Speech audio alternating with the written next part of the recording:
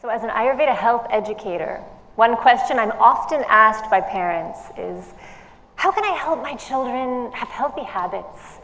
How can I get them to stop eating so much junk food? How can I get them to sleep early? How can I get them to exercise when they should? How can I get them to choose less screen time? And maybe what these parents are actually asking is, how can I make sure that my children don't take up all these same habits that I'm so hard trying to undo in myself today? And there's a beautiful definition of this health and well-being these parents seem to be wanting for their children. In Ayurveda, there's an ancient text, which is a core and central part of this wisdom science of well-being, called the Sushruta Samhita. And in that, they define health as samadosha, samagnischa, samadhatu malakriyaha, prasannat mendriya manaha, swastha itya bhityate. And this word sama comes. In that definition, it's saying that when we are balanced, sama, in all of our bioenergetic forces, all of these doshas in the body, when that part of us is balanced, when our different body tissues, our blood, our bones, our everything that makes up our physical body, when all of that is in a balanced state, when our body is having a balanced kind of agni, digestion, when we're able to digest what we eat, when we're able to eliminate what we don't need, get rid of toxins, when that process is happening in a balanced way, then something really incredible emerges. This definition of health given in Ayurveda says, what we're left with then is prasanna. We're left with a happiness, a joy. Our mind is balanced. Our senses feel satisfied. Our senses are not running everywhere trying to seek its happiness outside. We begin to rest in this inner place of swastha, of well-being. And this is our inner nature. It's who we truly are.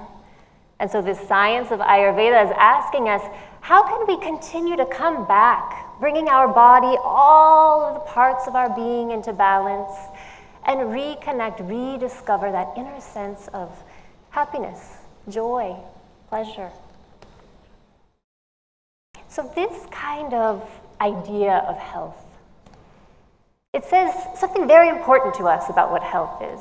It says that health is balance, that balance is very important. And it says that in that balance, in that moderation, we're going to find happiness. We're going to find joy. It's actually pleasurable to be in balance. Now, how do we bring this idea to children? If we could only, in our day-to-day choices, keep seeking balance, not go to extremes. If we could seek balance and know that when we're choosing balance, we're really deeply choosing joy, wouldn't that change the way that we interact with the world, the food we choose, the lifestyle we lead? It sounds like maybe it's difficult to bring this kind of abstract idea to children. But we do it. I want to share with you just one way we can bring this kind of idea to children. But you're going to have to play a game with me. Will you play a game with me? Yes? Good. You have to use your imaginations also. So now imagine yourself. If you're a small child, you wake up in the morning, there's been a big rainstorm last night, and you open the door, and you look outside, and you see the most incredible thing you've ever seen. The biggest, largest, gloopiest mud puddle. And it is begging you to get in there. And so without thinking, you just jump right in. You start splashing, you start playing in that. You make a few mud cakes. You see your friend come out from across the street, they're thinking the same thing you're thinking, and now you start throwing mud at each other. And pretty soon, within 2 minutes, you're both covered. Head to toe, you're covered in mud. Your toes are squishing and squelching inside of all that mud, and it is the most wonderful morning you've had. But maybe now you're feeling a little hungry, thinking maybe it's snack time at home. So you bring your fully drenched, muddy self back to your front door. You open your front door, and before you can even step your first step into that house, a grown-up stops you. Whoa, You, bathroom, wash it off, now. So they scoop you up. They bring you to the bathroom and they close the door and they say, don't come out until that job is done. So you look in the mirror. It's the first time you've seen yourself and you see, wow, how really covered and messy you really did this job. So you think, okay, I've got to sort this out. I've got to do this right. So now I want you to all hold your hands out for me like this. Show me your cupped hands. Go ahead, do it. Thank you. Yeah, up there. All right, now I'm going to give you some shampoo to wash off all that mud, okay? Here it goes. I'm going to squeeze it on there for you. I'm giving you more shampoo. You're really messy, really muddy. More. Okay, I'm going to give you the whole bottle. That's it. I'll just give you the whole bottle and be done with it. All right, now scrub it up.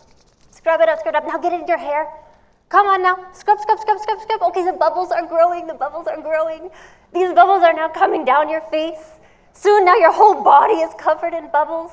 And now you're hearing a knock on the door. And that grown-up outside is saying, what are you doing in there? I'm seeing bubbles coming out this door. Water's coming out the floor. What have you done in there this time? Stop it immediately. And you try to open your mouth to say, but I was just, and you open your mouth and a big bubble forms and you can't even respond. All right, now clap that bubble. That was a bit too much. We might have overdone it with the shampoo. Okay, let's try again. This time, muddy you, front door. I've brought you to the bathroom. Now it's time to wash up, but you're not going to make the same mistake this time. All right, now give me your hands again. Show me your cupped hands one more time, your open palms. Okay, now ready? Enough. One drop. One drop is all you're getting this time because you went really overboard last time. Go ahead. Try to wash up. Are you still a little sticky? Still a little messy? Still a little muddy? Is mom going to let you come out and have snack looking like this? No. All right, last time, let's try it again. This time you go in, you're ready to bathe. You finally say, okay, I think I know what I need to do. Give me your palms one more time. Show them to me. Show me your empty palms. Go ahead. All right, now just enough. Just what you need. Now wash it up.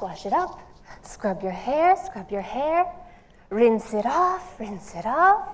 The bathroom's still looking okay. We don't think we're going to get in trouble for this.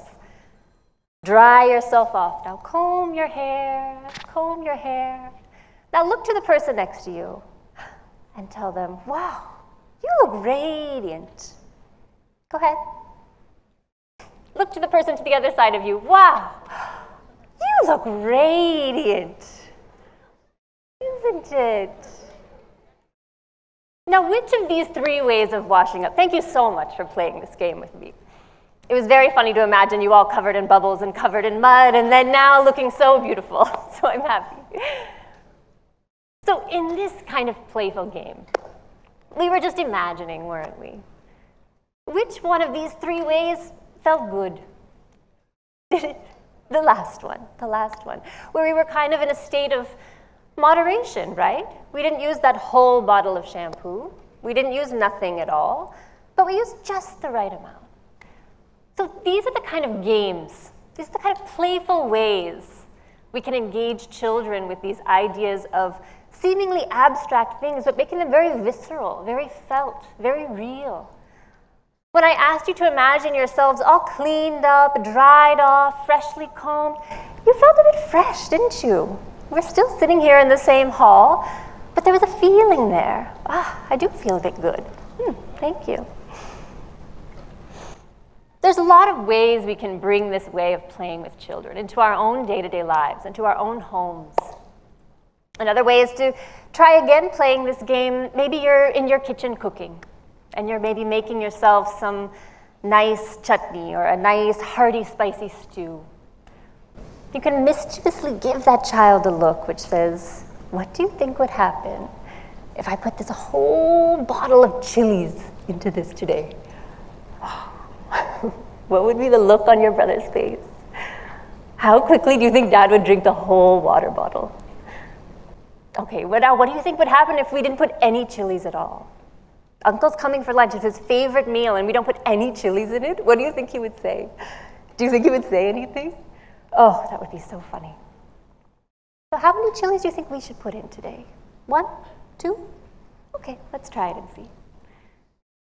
So in this way of bringing in playful ways of trying out extremes, using our imagination, this is a way to tap children into how it feels to go all the way to one excess, all the way to one total denial of anything, and how it feels to be centered in that balanced place, of a place of moderation.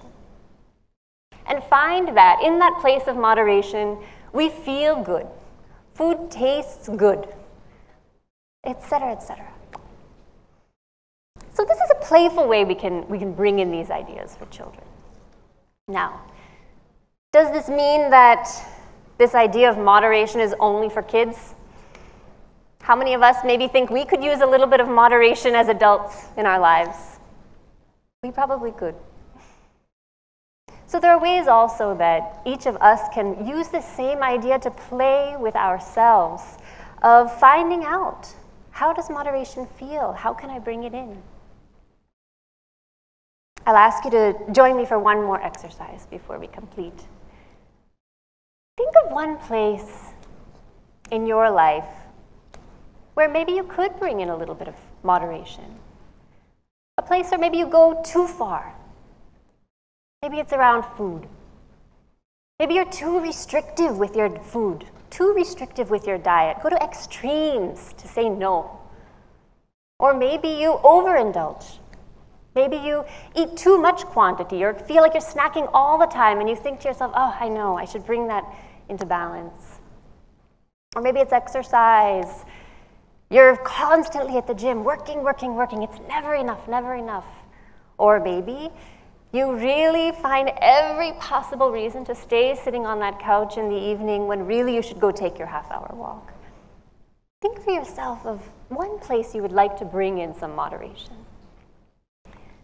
And now I'll ask you just to trust me for 1 minute.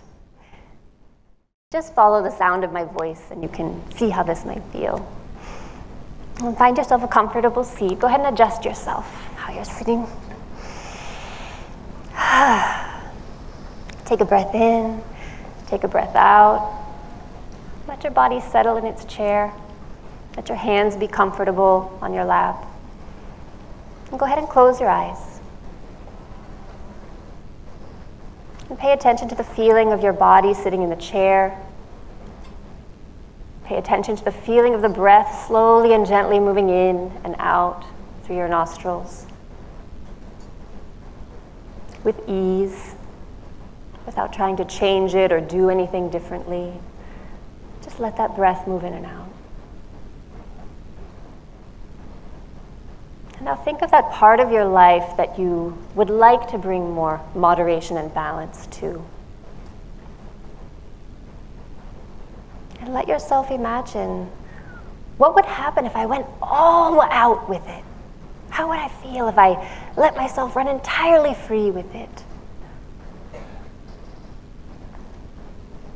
Now, bring in a mental image of yourself, poised, calm and collected, choosing consciously how much, not too much, not too little, but just enough of whatever this is in your life. Notice that in this image of yourself, in a state of balance, in a state of equilibrium, there's a peacefulness, a relaxedness. Maybe the mind slows down a little bit. Maybe the feelings are just flowing and it's okay.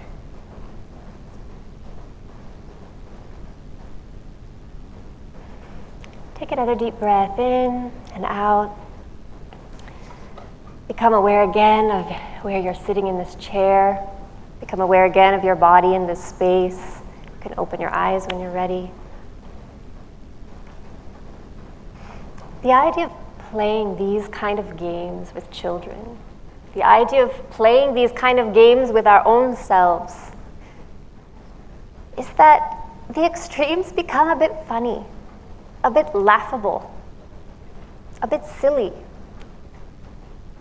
And when we imagine, when we experience, when we feel what it's like to be in balance, to be in moderation, there gets this imprint, an imprint of something that's desirable, that feels good, that feels nice.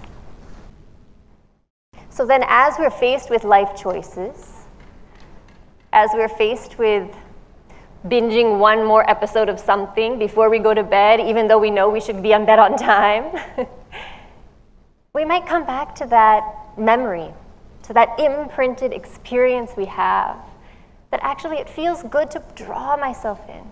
It feels good to find that place of balance, of sama, of swasthya. So with this, I want to wish you many moments, maybe once a day, playing a game with someone else you know. Once a day, just taking a moment to check in with one's own self. I invite you into the joyful and playful and just pleasurable experience of keeping yourself in balance, and that it's a journey, and that it's actually the most fun you'll have. So thank you for your time today.